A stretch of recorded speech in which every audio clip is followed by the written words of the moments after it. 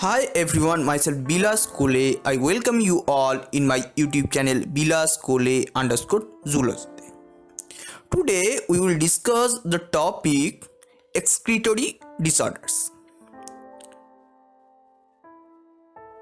First of them, I will discuss the excretory disorder uremia.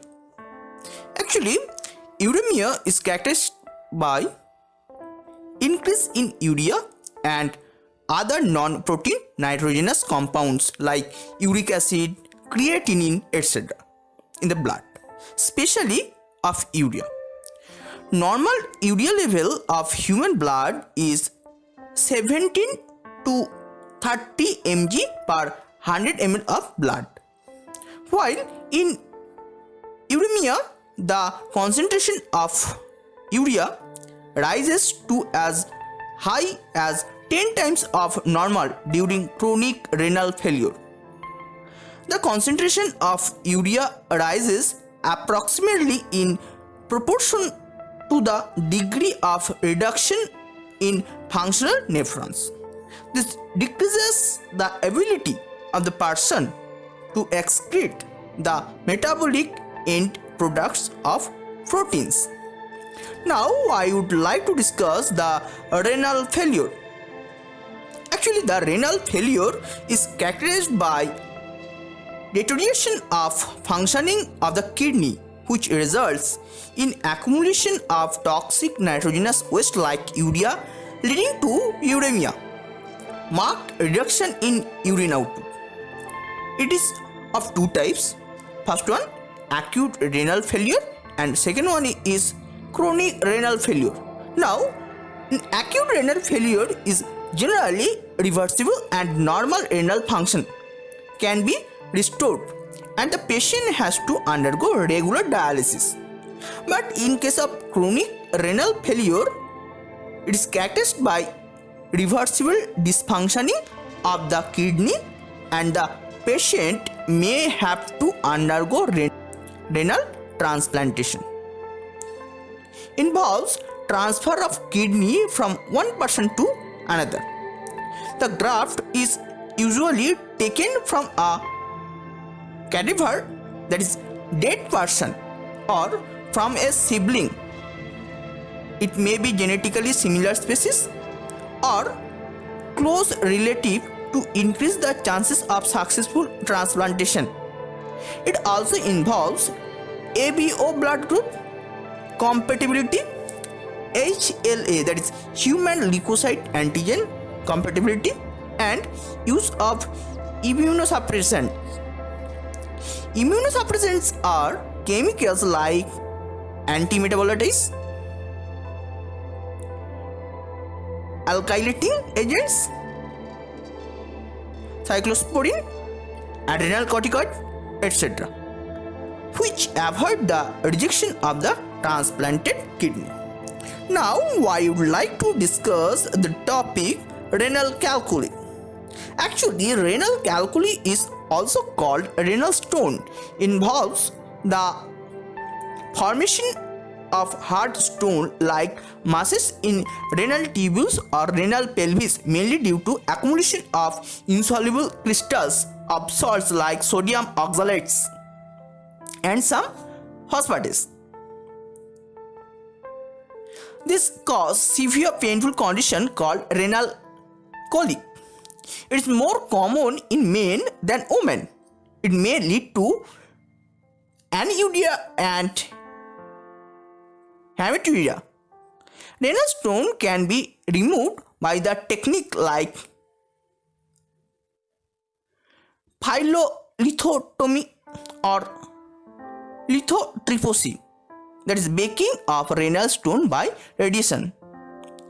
Now I would like to discuss the glomerulonephritis.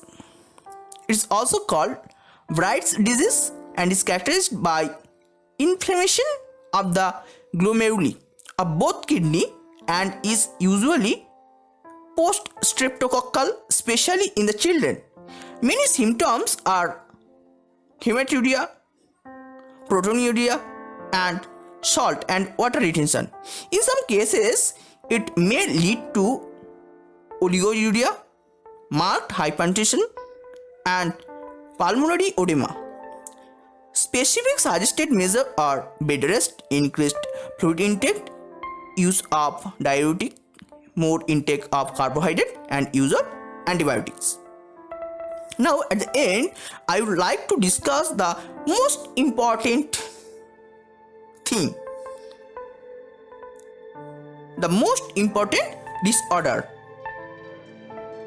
in the excretory system, the hemodialysis. The hemodialysis employs the process of diffusion across a semi-permeable membrane to remove unwanted toxic substances from blood while adding desirable component. A constant flow of blood on one side of the semi-permeable membrane and a cleansing solution, that is dialysate, on the other side allows removal of waste product from the blood. In this method, a dialyzing machine or artificial kidney is connected to the patient's body. It is employed in case of uremia, that is blood with excess of urea. In this blood from an artery of the patient is diverted through a dialyzing membrane after cooling it to 0 degrees Celsius and mixing with an anticoagulant, that may be heparin. Dialyzing membrane has pores equal to those of glomerular capillaries and act as a superfine strainer. This cellophane membrane is impermeable to macromolecules like plasma protein, but is permeable to micromolecules like urea, uric acid, creatinine, and mineral ions.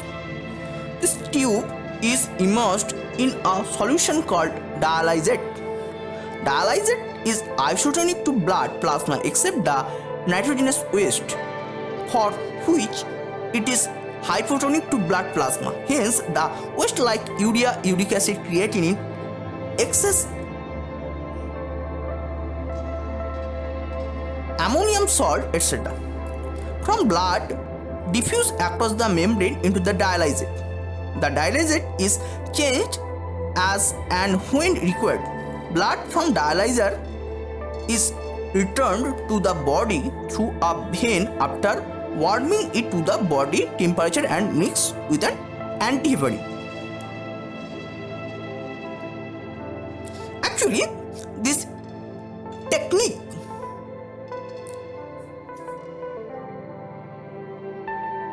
the patient can lead more or less normal life.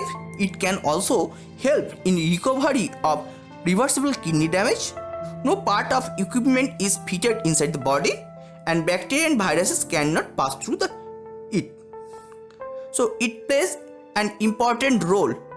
Thank you everybody. I am Bilas Kole and you are watching my YouTube channel Bilas Kole _zoology. Thank you all.